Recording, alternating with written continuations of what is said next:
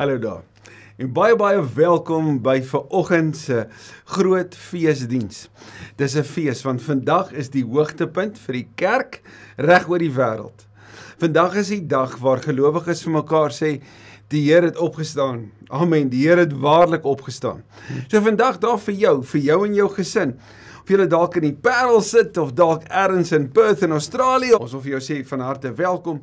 Maar wil jy nie bietjie vir die mense, as daar mense is wat daar om jou sit, nou hulle toe draai en vir hulle sê in die taal wat jy ken, die Here het opgestaan nie. Het jy dit gehoor?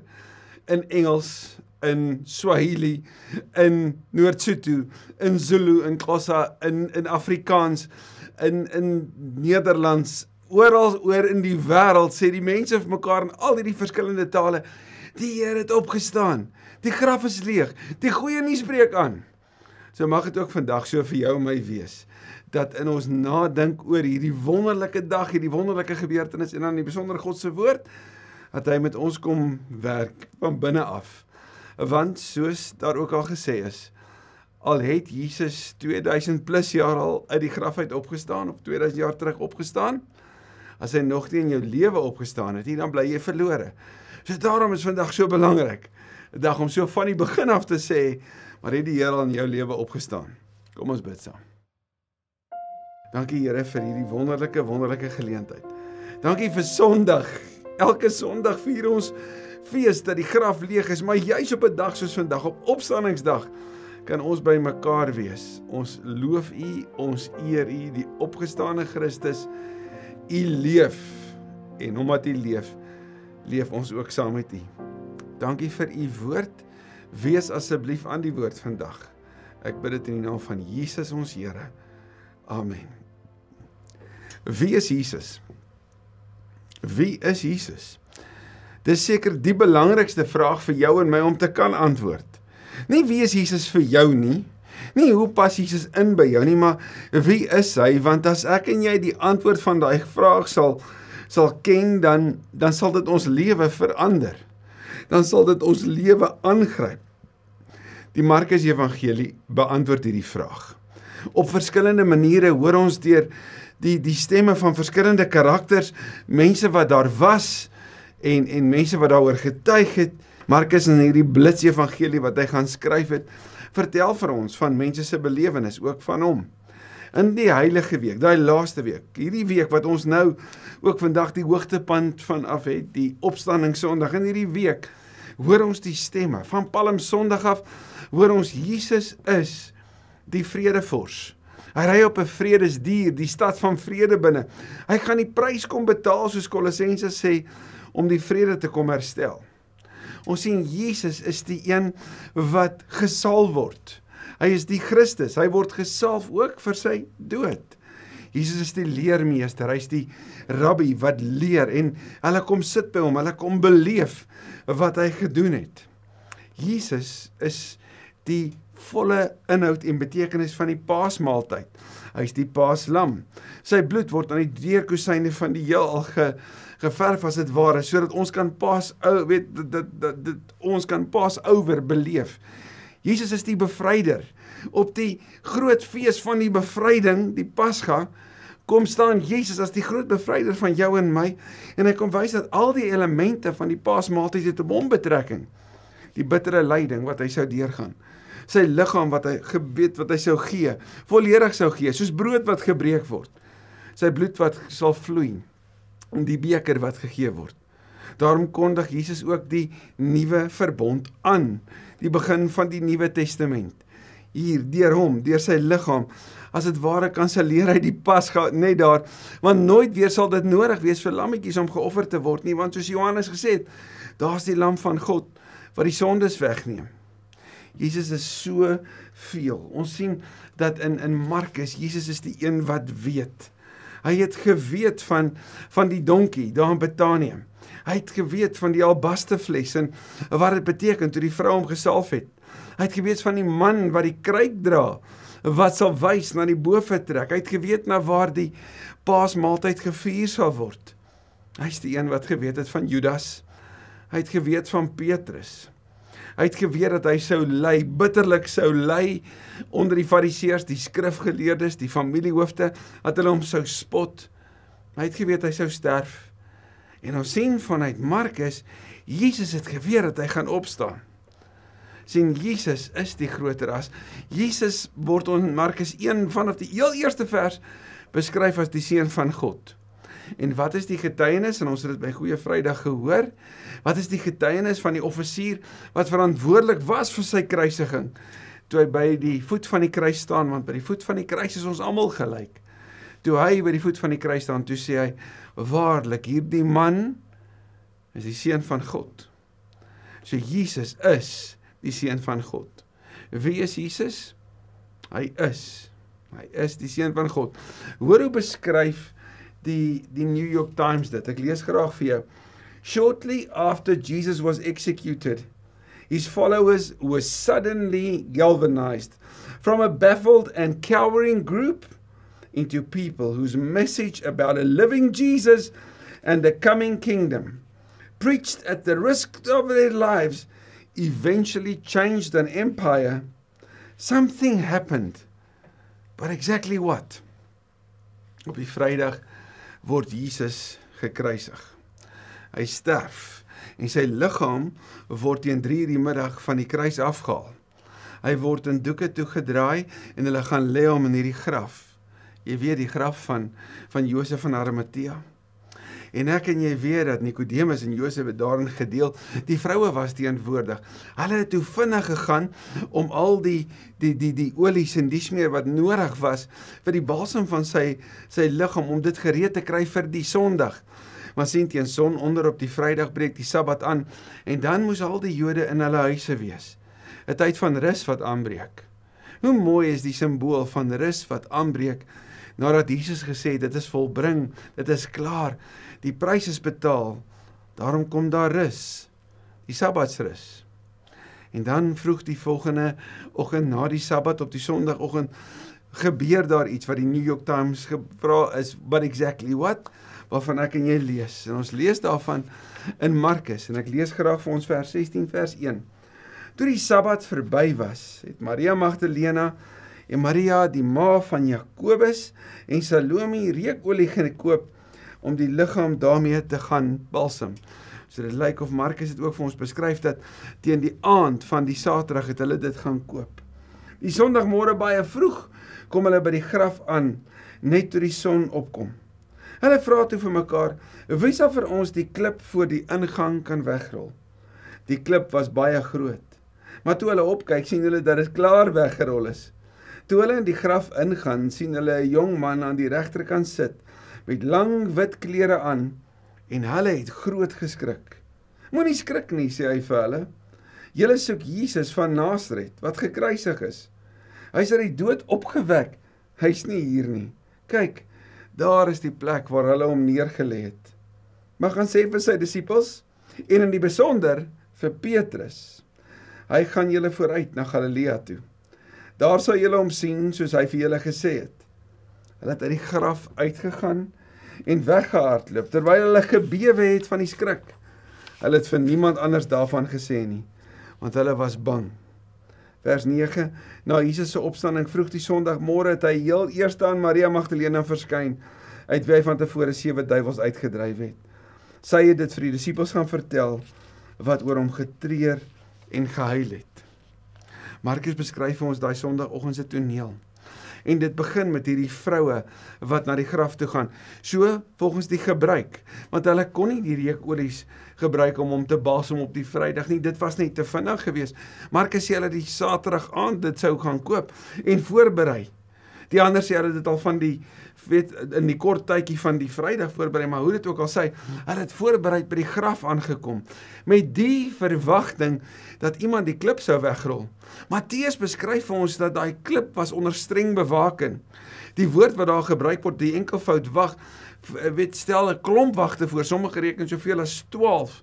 Nou as ek en jy gaan kyk na hoe wagte se rol was en hoe belangrik dit vir wagte was om die die gevangenes op te pas, dan sien ons in Handelinge 16, dat as die aarde bewe en die tronkdeure gaan oop, dan wil die bewaarder homself om die lewe bring, want hy is so bang die gevangenes ontsnap, want hy weet, hy gaan die prys betaal, as hulle sou vrykom.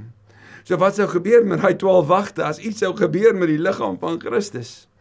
Hy was geseël gewees, en wanneer hulle daar aankom, is daar niemand. Inteendeel, die woord wat Johannes gebruik, wanneer hy in sy evangelie die wegrol van die klip beskryf, dan is dit asof die klip geneem is en een kant gegooi is, een kant geplaas is, dis weg daarvan af.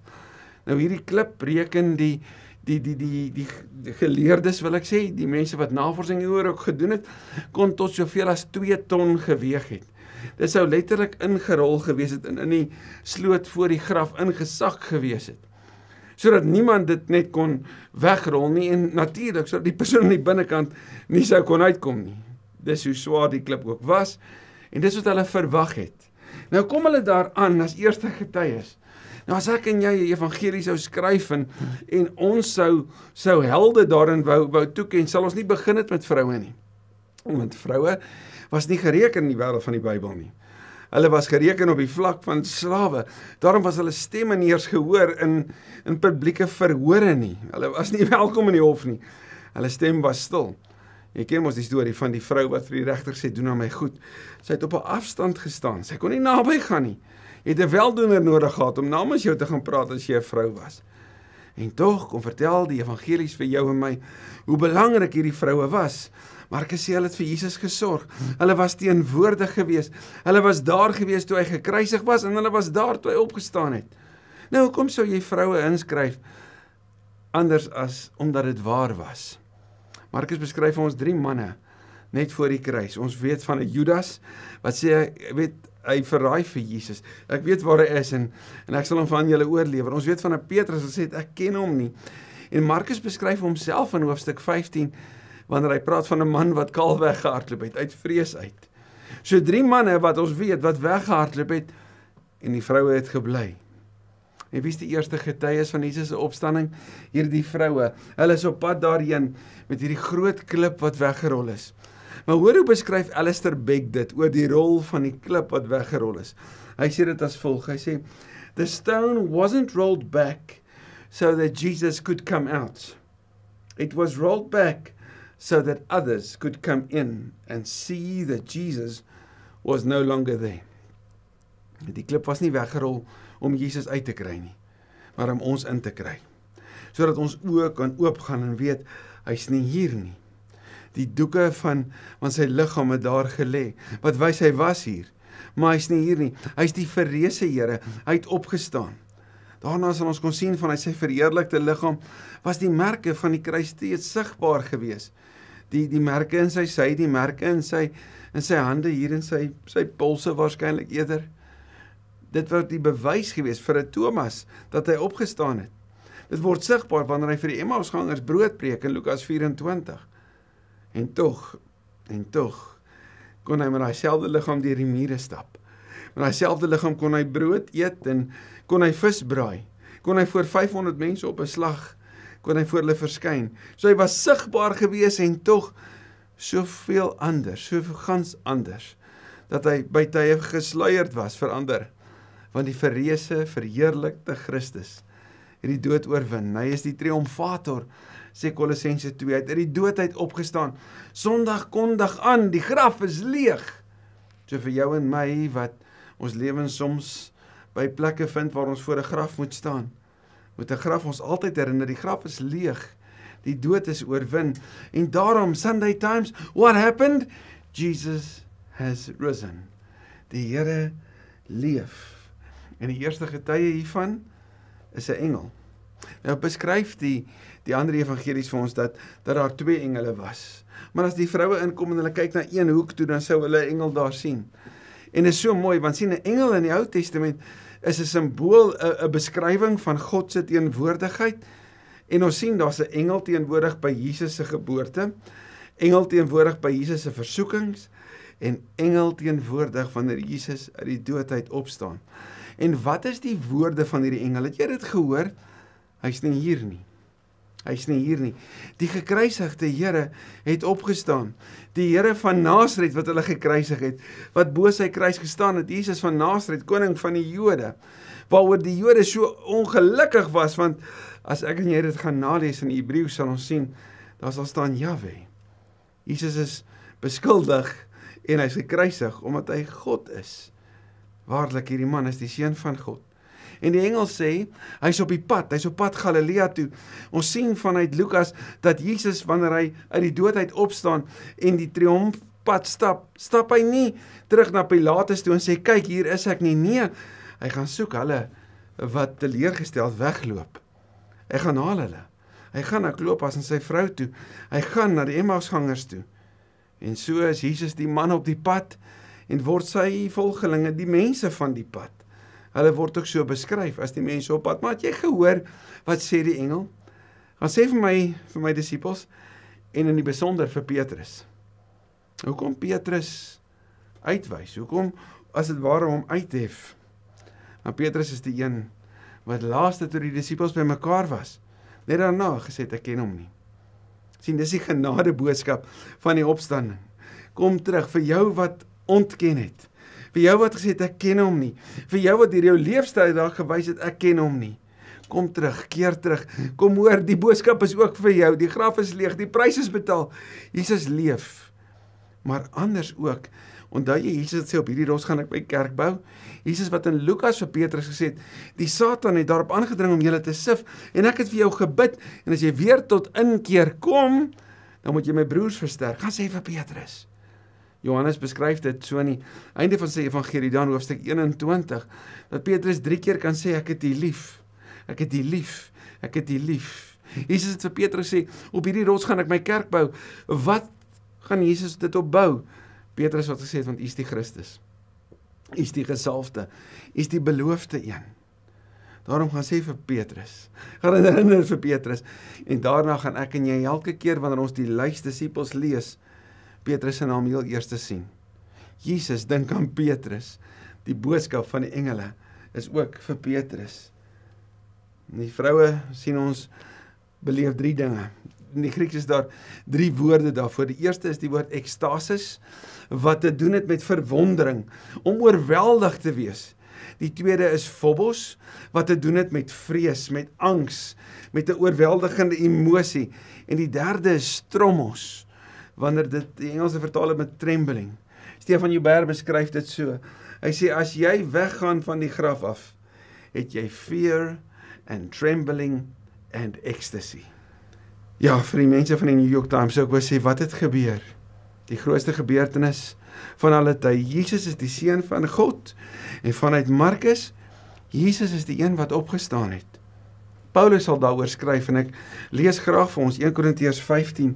Hy sê, as ons dan verkondig dat Christus uit die dood opgewek het, vanaf vers 12. Hoe kan party van julle nog beweer dat daar geen opstanding van die dooies is nie? As daar geen opstanding van die dooies is nie, beteken dit dat Christus ook nie opgewek is nie. En as Christus nie opgewek is nie, is ons prediking sonder inhoud, en julle geloof ook sonder inhoud. Verder sou dit beteken dat ons vals getuienis oor God afgelê het, omdat ons teen God ingetuig het dat hy Christus opgewek het. As dit dan waar is dat die dooies nie opgewek word nie, het hy Christus ook nie opgewek nie. As die dooies nie opgewek word nie, is Christus ook nie opgewek nie, en as Christus nie opgewek is nie, is julle geloof waardeloos, en is julle nog gevange in julle sondes. Dan is ook die wat in Christus gesterf het, verlore. As ons net vir hierdie lewe ons hoop op Christus vestig, is ons die bejammeringswaardigste van alle mense.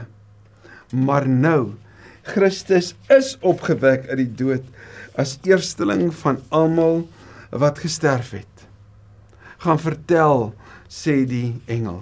Gaan vertel, hy is nie hier nie. Gaan vertel, hy leef. Later sou die man wat Stefanus se steniging goedgekeur het, hom vasloop in die opgestane Christus, en Saulus sou op die pad na Damaskus toe Jesus ontdek as die Here, as die triomferende Here, as die koning van sy lewe, en dit sal alles verander. Daarom sal Paulus sê, as hy nie opgestaan het nie, is ons die bejammeringswaardigste, maar nou, Omdat hy lewe, verander dit alles. Dis die beste nuus ooit. Dis die goeie nuus. Gaan deel dit, gaan vertel dit, gaan reik uit. Daarom op hierdie dag word, as jy bely dat Jesus die Here is, ek en jy opnuut opgeroep. En ja, ons word getaak met hierdie opdrag.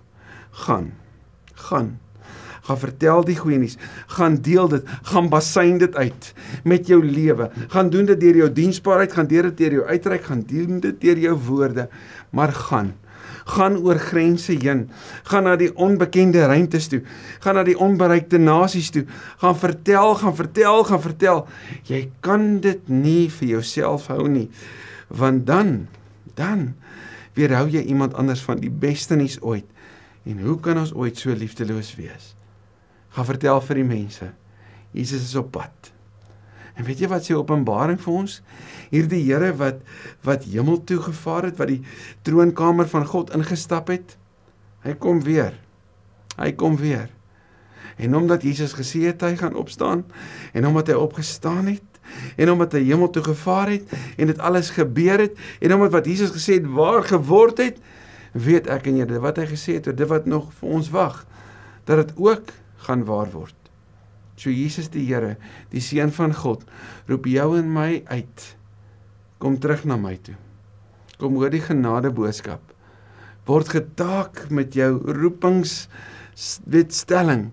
Gaan na die nasies toe. Dis die roeping vir jou en my. Dis waarna ons lewe moet wy. Die Here het opgestaan.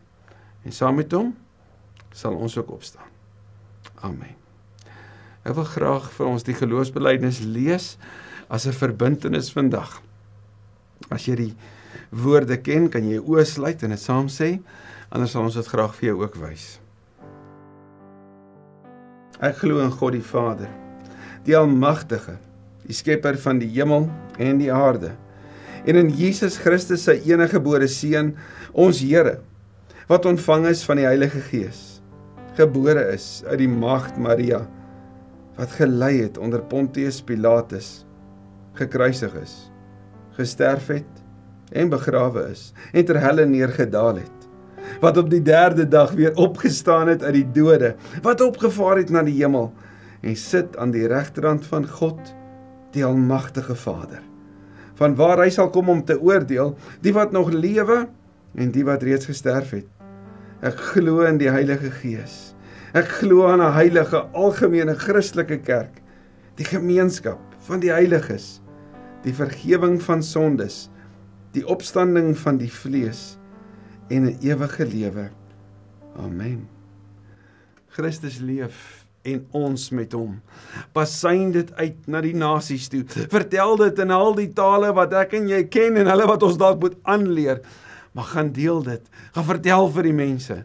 Die Here leef, hy het opgestaan. Amen.